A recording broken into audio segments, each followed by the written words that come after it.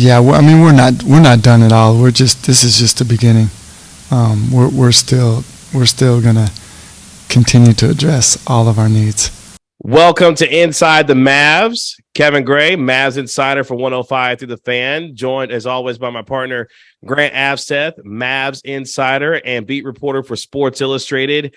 It is Inside the Mavs post NBA draft edition on what was a dramatic night for the Dallas Mavericks as they make not one but two first-round selections and acquire Richaun Holmes from the Sacramento Kings. A busy night for the Dallas Mavericks as they continue to reshape their roster ahead of free agency here in the next couple of weeks. You can find me on Twitter at Kevin Gray Sports. You can find Grant on Twitter at Grant Avseth. Appreciate you joining us, however, and wherever you may be listening to us on Apple Podcasts, Spotify, wherever you get your podcasts for free.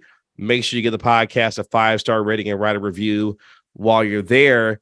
And Grant, as I bring you in, man, it was a dramatic night. You were at the Mavericks facility for draft night, kind of set the atmosphere for us as you were there taking in everything as the draft night was starting to go on for the Dallas Mavericks.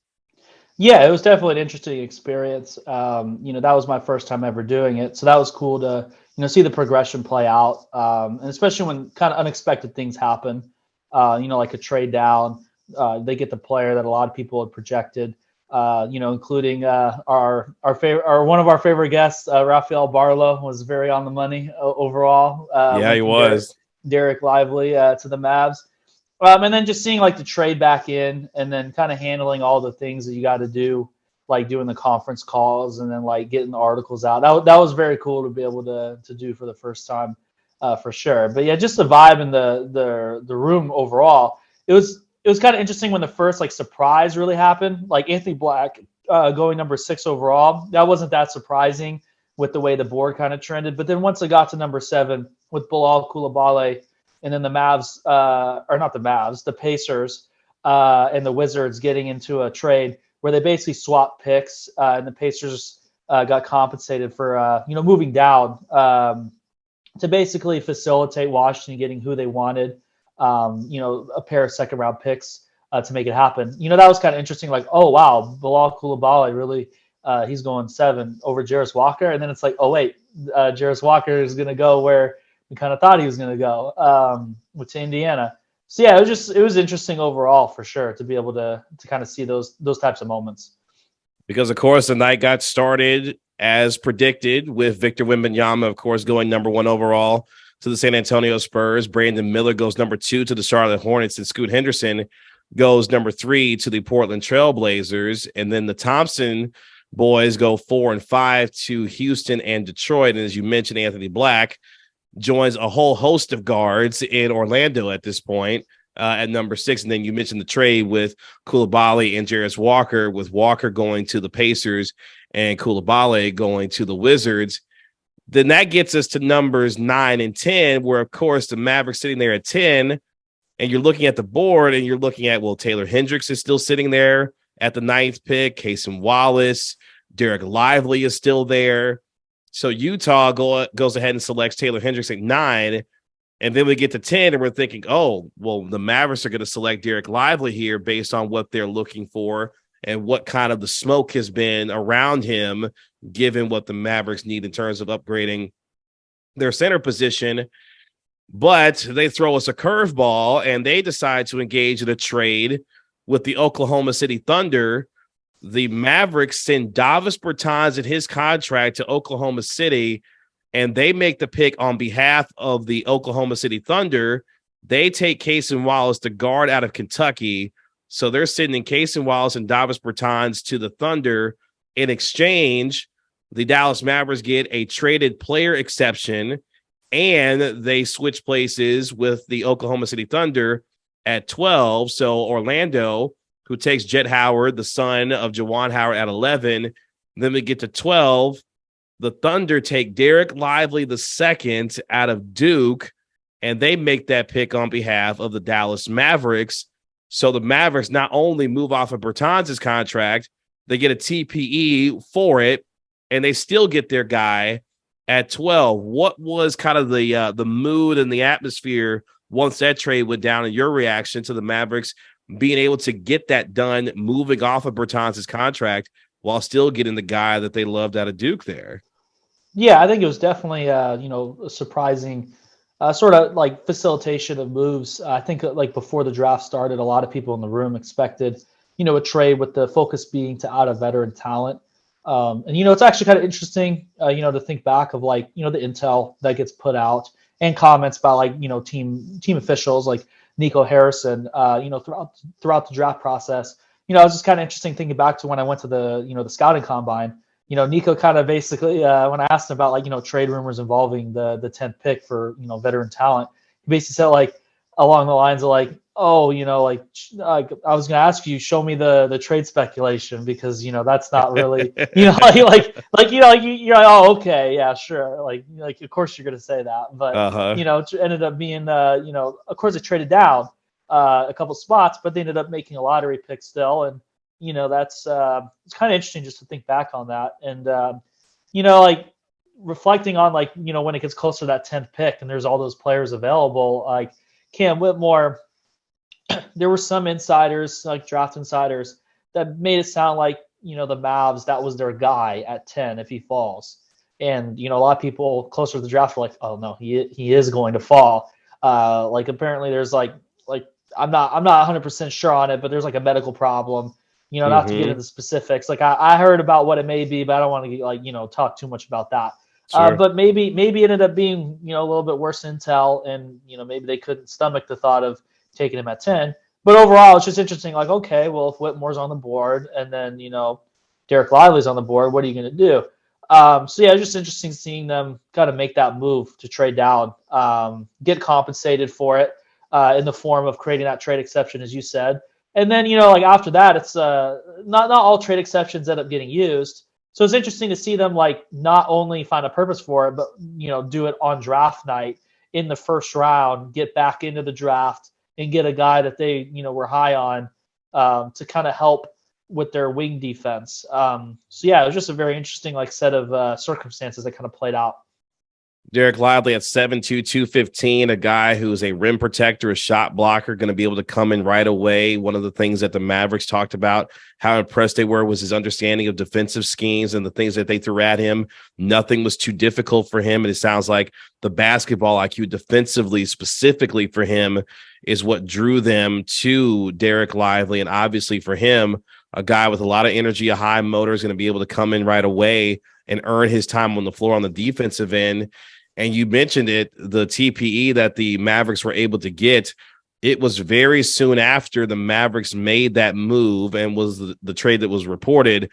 Shams Charania gets out there on the Twitter machine, is like, yeah, by the way, the Mavericks are aggressively looking to use that TPE that they just got, and they're looking to do something with it fairly quickly. Now, the question for all of us became, well, how quickly are they trying to use this? Are they trying to do it within the same night, given what they're trying to do? And come to find out, as the rest of the first round goes on, the Mavericks engage in yet another trade, this time with the Sacramento Kings, and they go get Richaun Holmes from Sacramento, use the TPE that they just got. It feels like this whole WWE Money in the Bank, you get your contract for a new, for a shot at the world championship, and they immediately cashed it in. Like they immediately cashed in their TPE and go get Richaun Holmes from Sacramento, who's going to be making around $12-13 million this year. So still a few million left from that $17 million exception that they had with Davis Bertans. And not only that, they're able to get back into the first round at number 24 and take Omax Prosper, the talented forward from Marquette, who, again, a lot of defensive upside. And I'm sure with Nico Harrison and his comments, which we'll get into, defense was the name of the game in this draft for the Dallas Mavericks, and they did so with two highly athletic individuals. Omax Prosper becomes a member of the Dallas Mavericks. Again, what was kind of the sense in the room as the Mavericks had made that selection with Lively and everything, and then all of a sudden them getting back into the first round and not only drafting, but getting Richaun Holmes as well from Sacramento there? Yeah, I think the move, that second move, was definitely a surprise, seeing it like kind of develop that quickly. And then I think when you kind of like, some people may not be the most familiar with the draft prospects that are kind of available as the night goes on. But when people kind of like, figure out like, oh, Omax he's an athletic 6'8", high upside guy. That makes sense. And then you start to put together the theme. It's like, okay, well, it's very clear that the team wants to get younger. They want to get more athletic. And, which are things we talked about, talked about quite a bit. Yeah, you need that more like dynamic element, someone that, as the rim protector, on the wing, low man, all that stuff. You need more athletes that pop. It may take time for, rookies obviously to get acclimated to the NBA and get like super comfortable with, all the scheme responsibilities and just handling like their matchups. But the big picture is very clear that you need more dynamic element. And if you have two superstars, like assuming with the plan being to re-sign Kyrie Irving, that you have him along with Luka Doncic, that you can kind of like have a high floor offensively with those two setting the tone. And as long as you have people doing the dirty work and play finishing, whether it's the catch and shoot, catching lobs, attacking closeouts, all that stuff, then you should at least be able to have a successful team. Especially seeing with the personnel that Luka helped lead a team to the conference finals not that long ago at all. Just a calendar year ago. So yeah, it's just definitely gonna be interesting to see what they do the rest of the way with their offseason. Nico Harrison made it very clear they're not done yet. And they didn't fix all their needs. I thought Michael Finley's answer to a question about that was kind of funny. He said, "Did you watch us play last year?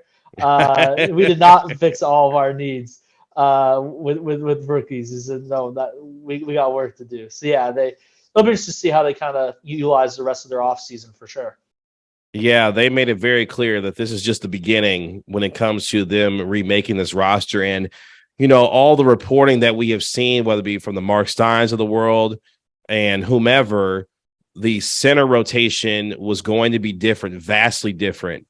What that means for JaVale McGee, what that means for Dwight Powell and their futures with this team are very much up in the air now, given what the Mavericks were able to do in getting Dereck Lively out of Duke and then getting Richaun Holmes. And people will say, well, Kevin, this is not the same Richaun Holmes from a couple of seasons ago during the 2020 and 21 season, where he was averaging over 14 points per game, had nearly 8 rebounds per game. He saw his minutes decrease over the last couple of years, especially this past season, where he fell out of the rotation. Domantas Sabonis really taking over there and averaged nearly just 8 minutes a game playing for Sacramento in just 42 games. I think a change of scenery for him, though, is what the doctor ordered for him. And it sounds like he'll have an opportunity to provide some versatility, especially on the offensive end for the Dallas Mavericks there. So based on the value that they were able to acquire Richaun Holmes for, I like the move there. And if you're able to get some of that guy from a couple of years ago where he really started to really break out in terms of his play in the league, you might have gotten yourself a steal there if you're the Dallas Mavericks. And I think for Mavericks fans who may be a little upset at the Lively pick because of the lack of offensive upside that you see right now, I think personally, Grant, there's a lot more for him to grow at. But defensively, this team is much more focused on what those two in terms of Omax Prosper and Lively can give them. And then Richaun Holmes being part of this big man rotation. The futures of JaVale McGee and Dwight Powell are very much up in the air at this point, would you say?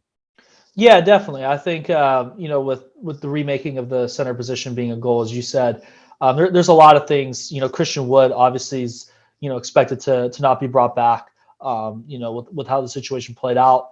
And bringing in Richaun Holmes along with a rookie big, that at least gives you different looks to kind of put out there.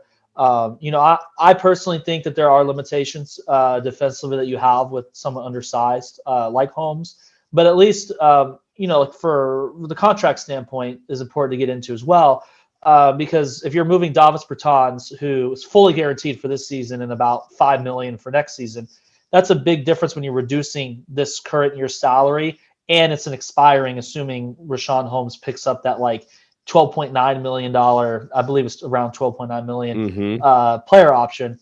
And that they can even like theoretically decide, maybe we want to go after an even different option. And we just kind of took that on as a tax, in a sense, you could say, to buy into the 24th pick. So they have some like flexibility options there. It's too early to know exactly, what that plan will be. But, assuming that, Richaun Holmes is actually like brought in to be a contributor, There's some things to like about having like a skilled role man to be able to bring off the bench.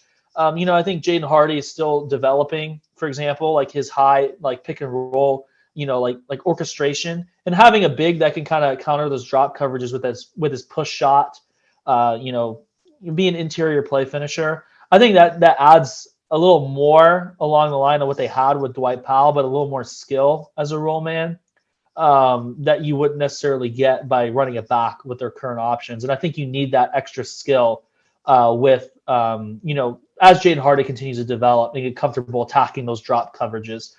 So I think overall, it gives them some different options, very interesting options to kind of play out. And it's very at least the part that's most intriguing is that they're not financially tied to Richaun Holmes for 3 years, 4 years. They can, or even 2. They can at least, okay, well, he is undersized. He's not the defensive guy that we wanted. We like what he brings, but we need something else. You can get out of it if that's the conclusion you reach as you kind of play it out. So for the Mavericks now, they still do have a 12.4 as we look at it. They have a 12.4 non-tax mid-level exception to still utilize as well. Obviously, they use their traded player exception by getting Richaun Holmes there. They still have a decision to make when it comes to Reggie Bullock, who's $10.5 million, becomes fully guaranteed on June 28th. That's the next piece of housekeeping that the Mavericks are going to have to decide on here within the next few days as well, what to do with him if they decide to move on from him and what that looks like. So the work really is just now beginning for the Dallas Mavericks, given what they were able to do in this draft. But more importantly, what that looks like, assuming that Kyrie Irving is back here.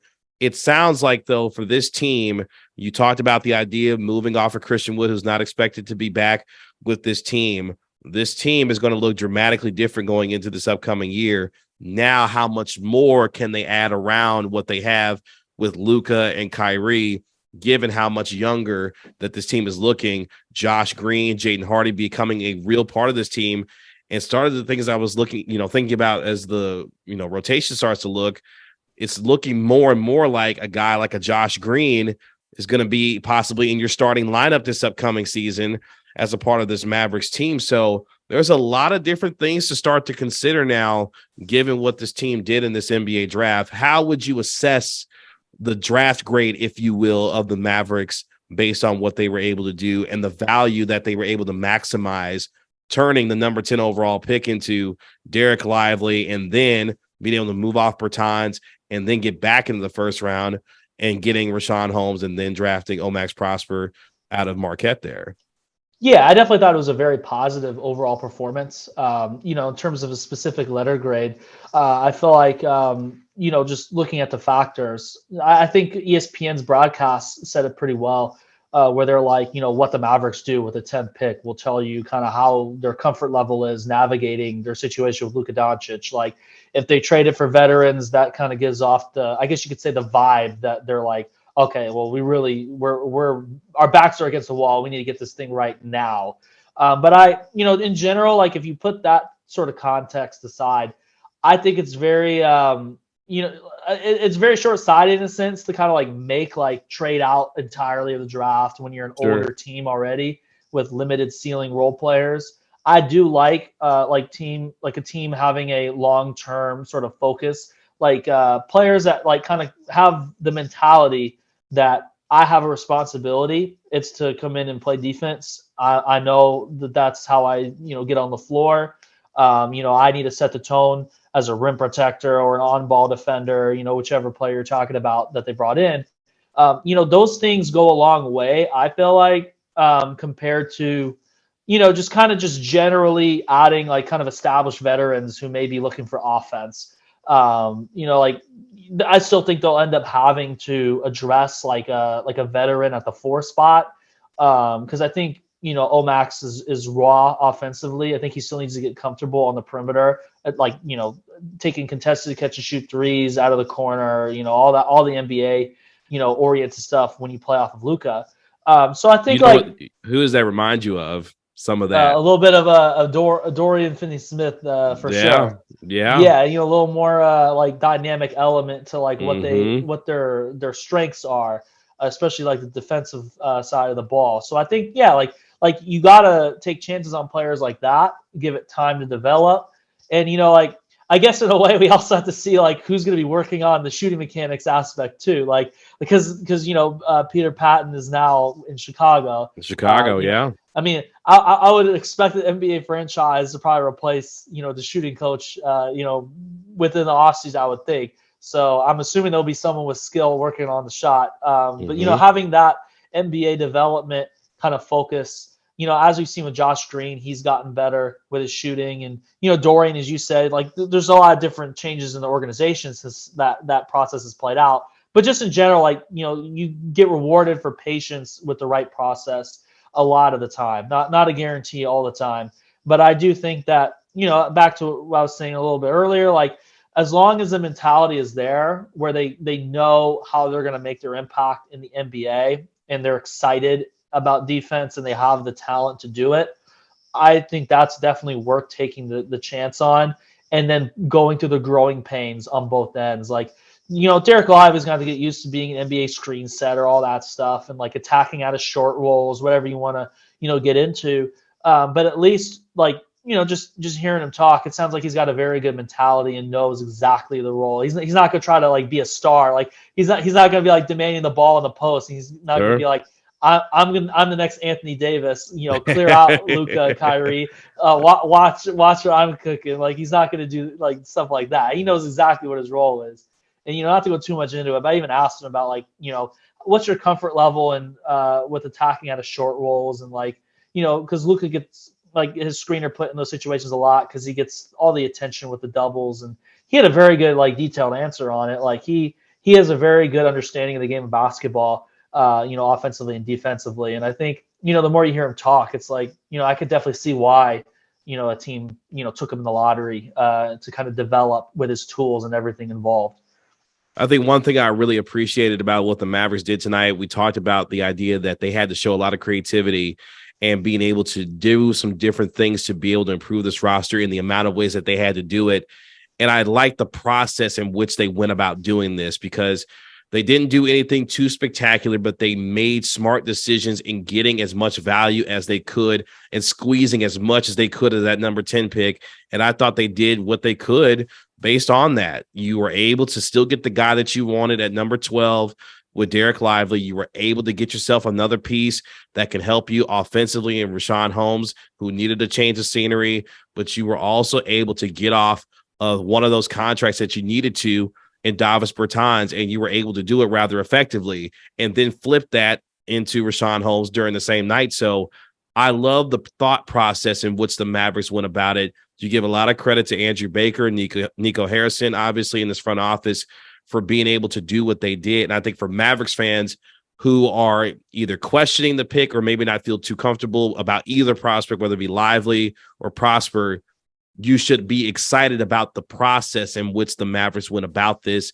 that I think should give you more confidence if you're someone who supports this team, that they will continue to go down this kind of mindset to be able to improve this team. And as you mentioned, Nico Harrison saying, look, we're not done yet. And now there's more confidence based on the way that they accomplished this in the NBA draft, that they can get the goals accomplished that they're looking for based on the needs that they have for this team. Yeah, definitely. It seems like the clear focus, they've communicated a lot. Like, we got to get better defensively, got to get better at rebounding. Which they've said the last couple of years. Yeah, the last couple of years. Like, yeah. They definitely got creative, as you said. And we were always like in these comments, we were like, like they're pretty limited on what they could offer, sure. Trades, like only the 10th pick and, a 2027 first rounder this offseason. For the draft assets for first round picks. So it's like which they've held on to, which they can utilize in maybe another trade down the road here. Yeah, absolutely. Agency. And they managed to get back into a draft despite not having a second round pick for like 7 years or something along those lines. That's like, right. That was that definitely was part of the surprise process for me. Like it was like, oh wow, they got back into the draft. Wow. Like I guess you get a little creative, you can definitely make a lot of outcomes happen kind of in the back end of the draft. And, I just thought it was interesting to speaking about like probably their psychology going into the draft. Omax said on a conference call with us that like, he wasn't too surprised about going to the Dallas Mavericks. He actually expected that because he had a lot of conversations, or not a lot of conversations, but he had great conversation with members of the organization, like Nico, Mark Cuban, throughout like in his draft process. And he actually expected that to happen. And he, he probably had to see it play out a little bit. Like, okay, they don't have a pick like in the 20 to 30 range. How is this going to happen? But then, Nico, he said that Nico told him, like, watch, I'll get back into the draft for you. I got you. And then, sure enough, like, he got back into the draft and he picked them. So I thought it was interesting. Like, that kind of goes into the whole, like, you have a plan and you actually execute it quite well. Like, you be able to trade down and get the first, prospect with Lively, and then, get the late first round pick target that they wanted as well. I thought that was, definitely a good sign, that they have a good read of the draft and they executed their plan. Some of the national reaction to the Mavericks draft, for example, Tim Bontemps of ESPN said, quote, "Some slick work by Dallas tonight, turning the 10th pick and Davis Bertans into the 12th pick, 24th pick, and Richaun Holmes." That just kind of gives you an indication of some of the national perspective as well on how they felt about the Mavericks and what they were able to do on draft nights. This is just the beginning for what a lot of us feel like is the most consequential offseason so far in the Luka era. People who I talked to tonight over at the Mavs are really excited about what they were able to do in getting Dereck Lively, and obviously a guy in Omax Prosper who gives us, for a lot of Mavs fans, Dorian Finney-Smith vibe, a guy that's 6'8", goes about 220, athletic, loves to defend. Got to continue to work on improving some of the things from the three-point shot standpoint, but gives you a lot of excitement for a guy that wants to come in and defend. And this team has continuously said that their identity is on the defensive end. Will their superstar follow suit in the kind of way that they want him to? But at the same time, there's a lot to be excited about when it comes to the Mavericks and what they're able to do in this year's NBA draft. Just the beginning of what should be an incredible offseason, at least in the eyes of Nico Harrison in this front office. Grant, what was your final takeaway from what was, I'm sure, a very excited atmosphere at the Mavs facility, given all the things that took place on draft night? Yeah, I thought it was interesting. The last comment that, or a part of the last comment that Nico made, he said that the team killed the draft. So they, as you said, they were confident in how it played out. So yeah, they killed the draft. So yeah, there you go. Well, if that doesn't excite Mavs fans, I don't know what does. Again, you can dissect each of these prospects and feel the way that you feel, but at the same time, taking away the positives and what this team was able to do in the process about which they went about it, I think is the best way to look at this. The Mavericks draft Dereck Lively II out of Duke. They get Omax Prosper from Marquette, while also acquiring Richaun Holmes for the Sacramento Kings, moving off of Davis Bertans' contract to get that TPE to utilize to go get Richaun Holmes. Grant, tell the folks so they can find you, the work that you're going to be doing over these next few days, especially as you get ready for NBA free agency that's going to be coming in short order for the Dallas Mavericks. For sure. Well, first of all, we're supposed to hear from Dereck Lively and like the rookie class on Monday in the introductory press conferences. So keep an eye out on my Twitter feed and DallasBasketball.com, for coverage of that. And then I'm going to do like film breakdowns on the rookie class, as well as the two-way contracts, undrafted guys that get brought in, as well as like looking ahead to like the holdovers, if you will, for like the summer league team as well, like Jaden Hardy, who plans to play. Last word was he plans to play. And then, like the two-way contracts, if they're still around, like AJ Lawson and McKinley Wright. It'll be a lot of coverage of that. And I'm looking forward to being able to break down, actual game film again, instead of, focusing on all the like different trade scenarios and things of that nature leading into the draft. But yeah, the free agency coverage will be a thing as well. Lots of that. And we'll still do the trade speculations too, but I'm glad to mix in some game coverage for sure. And I'd be remiss if I didn't mention Mike Miles Jr., undrafted guard from TCU, signing a two-way deal with the Dallas Mavericks. And also Jordan Walker, undrafted free agent out of UAB, agrees to a one-year deal with the Dallas Mavericks as well. Those coming from Chris Haynes and Shams Charania. So the Mavericks making some moves in terms of some undrafted players as well immediately after the drafts. Make sure you catch Grant all over Twitter at Grant Avseth. Does a terrific job with Mavs FSI. Got to have a lot of things coming over the next week as we get ready for NBA free agency. You can find me on Twitter at Kevin Gray Sports. I'll have my Mavs news and nuggets as well, getting the most intel I can as we get ready for what should be a most anticipated free agency period, and all of our attention turning to Kyrie Irving now and whether or not he will be back with this team going forward and beyond. So still plenty to get to over the next couple of weeks. Look out for some announcements on our next guest as well. Really appreciate all of you who have listened to the last few episodes with our guy. I'm drawing a blank now all of a sudden. Here we go. Kevin O'Connor. Jake there we Fisher, go. Eric That's Pincus. right. It's late. Eric Pincus, Kevin O'Connor, Jake Fisher, our 3 most listened to episodes there. Really appreciate you supporting the podcast there and downloading that. And I promise I'll be a little bit more awake the next time we do this podcast. I also think people should make that the draft episode that we have, Rafael Barlow, one of the most listened ones. For like sure. If you want some insight on Dereck Lively, that was a great one. He had a lot of recount of like his pro day with Clutch Sports, where he shot the lights out of the ball, the late nights in Chicago, the combine, and just all the intangibles that he brings. I thought that was really great stuff. So yeah, like if you haven't listened to that one, definitely recommend listening to that one. He has a great perspective for sure. Definitely check out the episode of Rafael Barlow. He was absolutely incredible. Told us almost a month ago if he was picking there for the Mavericks, he was going to be taking Dereck Lively, and my man was absolutely spot on. So terrific stuff from him as well. Congratulations to him and all of his work. He's done terrific work there. So really appreciate you joining us on this episode of Inside the Mavs, our post NBA draft edition. Again, you can find it on Apple Podcasts, Spotify, wherever you get your podcast for free. Give the podcast a 5-star rating and write a review while you're there. Tell your friends and family to check out Inside the Mavs. For my partner, Grant Avseth, my name is Kevin Gray. This has been Inside the Mavs. We'll talk to you next week. Peace.